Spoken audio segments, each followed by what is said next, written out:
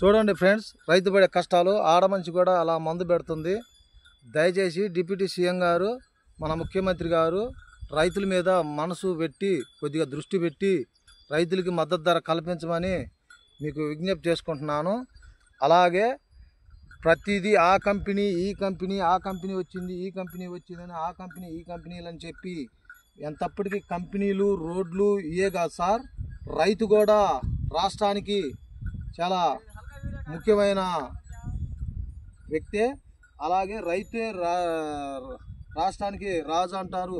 రైతు లేనిది రాష్ట్రానికి రైతే ఎన్నెముక అంటారు. కానీ రైతు ఎన్నెం విరిచి మూలన కూర్చోబెడుతున్నారు.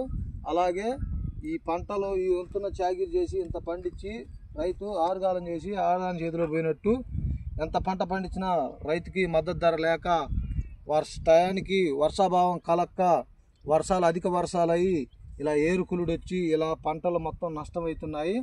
కానీ మన డిప్యూటీ సీఎం గారు, మన ముఖ్యమంత్రి చంద్రబాబు నాయుడు గారు, మన కేంద్ర మంత్రి మన మోడీ గారు రైతుల మీద దృష్టి పెట్టి రైతులకి ఈ సంవత్సరమైనా కొంచెం మద్దతు ధర కల్పించి రైతుల్ని ఆదుకోవాలని, రైతుల్ని కష్టాల నుంచి గట్టెక్కించాలని కోరుతున్నాను.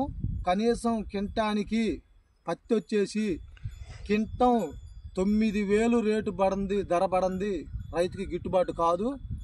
ఇప్పుడు పత్తికి మొత్తం పుచ్చు వస్తుంది. కానీ రైతు పత్తి బాగోలేదు. ఇప్పుడు పత్తి కింటం 5,500 6,000 కొంటున్నారు. కనీసం మద్దతు ధర 9,000 ప్రకటించాలి. అలాగే మిర్చికి మాత్రం 20,000 ప్రకటించమని కోరుతున్నాను. అలాగే వడ్లు కానీ ఏ పంటకైనా కానీ రైతుకి మద్దతు ధర కల్పించి రైతుల్ని కాపాడాలని ప్రియతమనని మన ముఖ్యమంత్రి గారికి, మన డిప్యూటీ సీఎం గారికి, మన మోడీ గారికి విజ్ఞప్తి చేస్తున్నాను.